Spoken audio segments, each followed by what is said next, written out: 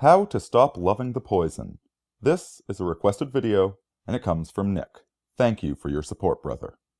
Now, the battle between corn syrup and cane sugar, between what's good for us and what only pretends to be good for us. This is something we deal with every day, isn't it? You know, every single day there are people trying to sell us on things that only seem to be good. You've got corn syrup, which really doesn't taste that good, and they've put it into just about everything, to the point where you don't even notice it. You get the McDonald's burger, and you don't realize that there's a ton of corn syrup in the bun itself, but you're addicted to it. Whereas something like cane sugar might not be healthy for you in large doses, but you don't need it in large doses. You don't want it in large doses. It's honest about what it is. You finish off a meal with a bit of ice cream or a chocolate, but the meal itself is wholesome. And the problem we have in the modern day is that there are so many snares. There is so much corn syrup. There is so much stuff we don't even realize it's bad for us. And it's very, very addictive. So what are we supposed to do about this? Well, this is what we talk about all the time on this channel. And philosophy gets us part of the way there. Philosophy, it allows us to determine what's fair and what's foul. For instance, philosophy can help us figure out when we need to be brave, when we need to be courageous and violent, and when we should be discreet, when we should restrain our anger, even though our temper is being tried. Philosophy can tell us when to do these things, but simply knowing when is not enough, is it? You need practice. You need to practice virtue to become better at it. Down below, there's an excellent article by John C. Wright. It's a very long one, so, pour yourself a cup of coffee before you sit down to read it, all about when and how the sexual instinct ought to be used. And it's very inspiring. I think it's very reasonable. It will help us, help you, help me see what's supposed to be done. But then practicing that, that's a whole other question, isn't it? That requires, effort. You need to develop virtue. You need to know what virtue is in the first place, and then you need to practice it. But this video specifically isn't about merely practicing what we intellectually understand to be virtuous. And that's hard enough. This video is about something worse. This video is about the thanatos urge, the will to self-destruction. And that's in all of us. If you haven't found it yet in yourself, you're probably going to find it soon. It's one thing, and to some extent, we're all a little bit addicted to something that's bad for us. Okay, we're addicted to McDonald's burgers, or we're addicted to Facebook, the cheap ego gratification of Facebook. We're addicted to a teacher giving us an A+ and telling us that we're intelligent. We're addicted to whatever. These cheap corn syrup substitutes of what we should be consuming. But that's not the topic of this video. This video is about addiction.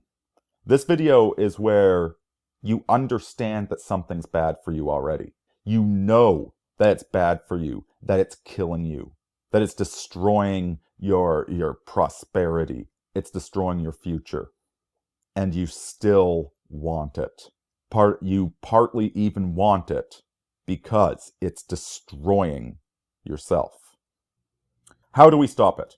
How do we stop loving the poison? How do we stop loving our own self-destruction? And I'm going to do the best I can with this video, folks, but this is something I still struggle with. Anybody that says they're not struggling with it, it's because they're fully in the grips of it. They've managed to mitigate it so nobody else can tell that they're committing slow suicide. But don't for 1 second doubt that they are. We've all got this thing in us. And so I'm going to lay out the 4 steps that you can follow to try and kick this poison, whatever it might be, to kick this poison out of your life. First, develop the eyes to see.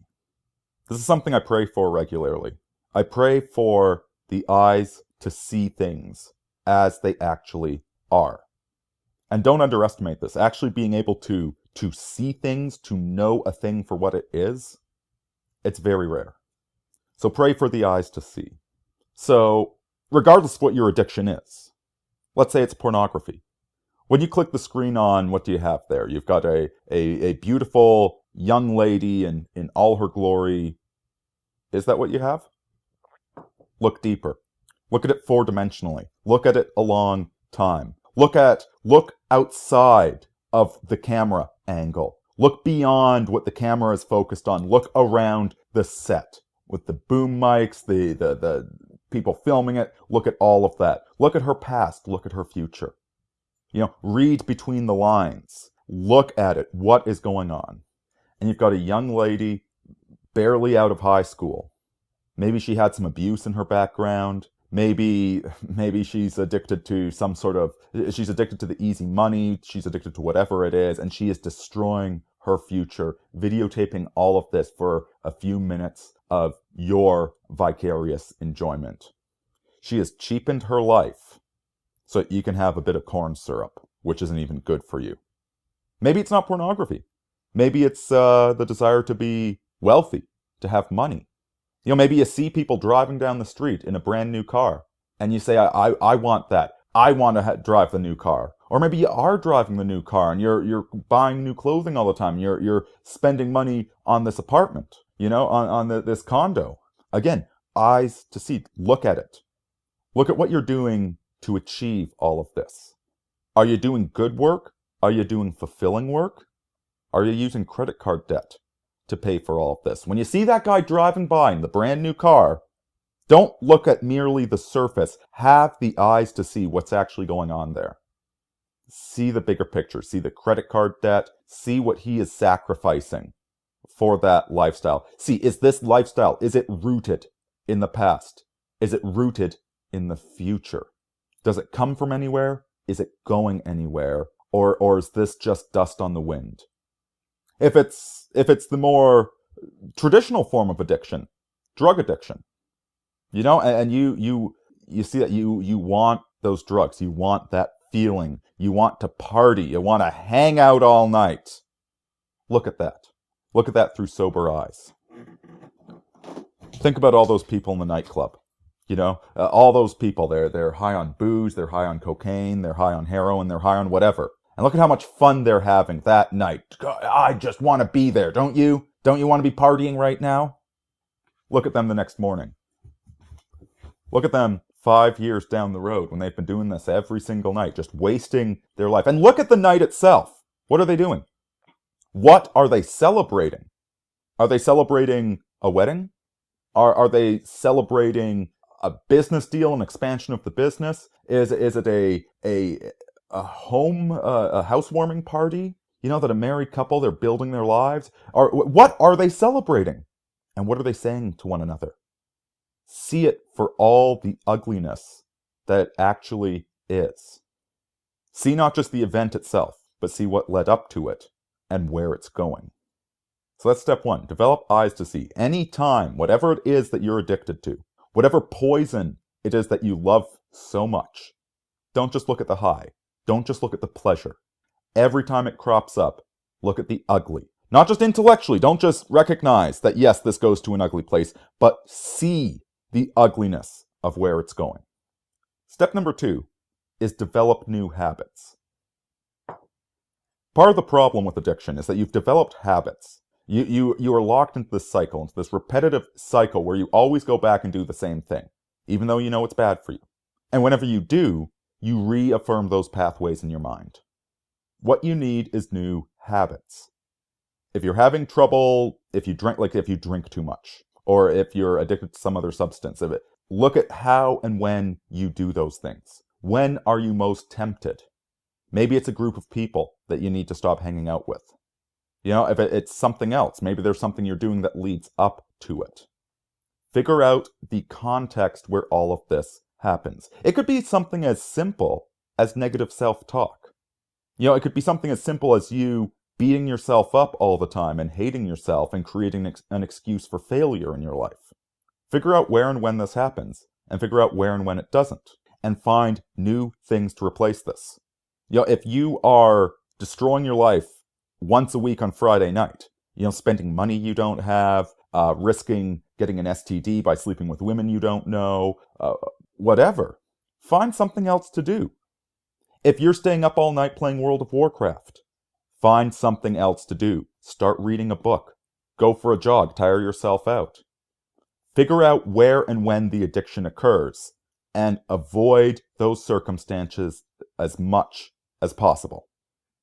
So first, get the eyes to see what it actually is, and 2, avoid it. New habits. Step 3, because right now you're like step 1 and step 2, you're in Alcoholics Anonymous. You're not getting drunk anymore, you're not ruining everything, but you still want to get drunk, even though you know it's bad. And the only reason you're not getting drunk is because you're at a meeting with a bunch of other guys that all want to be getting drunk as well. Step number 3 is lift up your sight. You've looked at this addiction and you've seen it for what it is. Now that you've done that, look up. Look around you. Look at the life you are living. The life where this addiction is so tempting. This isn't the life you want. So what is the life you want? What is it that you hope for? What is it that you want to achieve? What should you be doing right now? Look up, look around, and look for that solution. The addiction is always the anti-solution.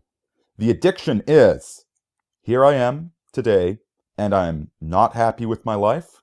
I'm not happy because I'm living in the wrong place. I'm not happy because I don't like the people I associate with. I don't like the work I'm doing, etc., etc. You don't like where you are. And you're using the addiction to kill that pain through self-destruction. It's no different than cutting. Okay, I think just about every Trent Reznor song was about this. You don't like where you are, and so you hurt yourself to distract yourself from the fact that you hate your environment. So where do you want to be? What sort of lifestyle do you want to live? What work do you want to be doing? Who do you want to be spending your time with? Look up, look around, look at the world, look at the possibilities, and figure out which one of those possibilities you actually want. A guy will look at pornography because he's lonely, instead of actually going out and finding a woman that he can have a healthy and fulfilling relationship with. Look up, look for that. And then finally, once you've done that, once you've seen it for what it is, you've started breaking in new habits to change your life, and then third, you've looked up and seen the life that you want to be living. And once you start moving in that direction, find the right place for this addiction in your life. Not the addiction, but the good that comes out of it. Figure out how it fits in appropriately. You shouldn't be eating things that have nothing but corn syrup in them every day, all the time. But there is nothing wrong with having a sweet tooth and enjoying a piece of good quality chocolate or a bowl of ice cream after a meal. If you're addicted to sex, find a wife and have the best sex on the planet with her. If you're addicted to the partying, to the high, go do something worthy of celebration and find people worth celebrating with. If you're addicted to that material wealth, go actually start building something worthwhile. The core to all of this is hope. Okay, addictions are what happen when you have no hope in your life. When you're not hoping for what you should be. You don't want to admit the way things could be. It's easier to be a loser because then you don't have to risk anything. You never have to risk potentially being happy. Hope is really at the core of all of this. And if you're going to kick addiction, you need to start hoping. And one final kind of observation on what I've been saying all of this time. I was using the visual metaphor. Look and see, have eyes to see. Raise your eyes up and look at the world. And that's no accident. Because the faculty of sight, it is the least personal of our senses. Scent and taste are very internal things. Even hearing. We don't close our ears at night, do we? We only actually hear what is related to us. Whereas when you open your eyes, when you just look at the world around you, and try that right now, listening to this video, stop just listening to my words, and just for a second, look around you and be aware of that environment. Sight is the universe imposing itself upon you. It is truth imposing itself upon you. You don't get to choose what you see. Sight always assaults you with the truth. And see, when it comes to addictions, when you get down to it, they're obsessive. They're you looking inside yourself. You pursuing yourself for yourself's own sake. And ignoring the truth, the reality out there. Ignoring the hope of the life you could be living, and instead obsessing and navel-gazing. Having a rich internal life is good. The unexamined life is not worth living after all. But that doesn't mean that you should allow yourself to become internally obsessed and to never branch out, never engage. So open your eyes to the universe, the harsh and brutal truth of the universe, but also the infinite possibilities that are out there if you'll just let go of that thing, that poison, that when you get right down to it, you don't even really want. Thanks for listening, folks. If you've got a requested video, there's a link down below. Just fill out the form, send me a message. I charge you a few Benjamins, but not that many. And as well, if you want to support me on Patreon, if you like the work I'm doing but don't have a question, links down there.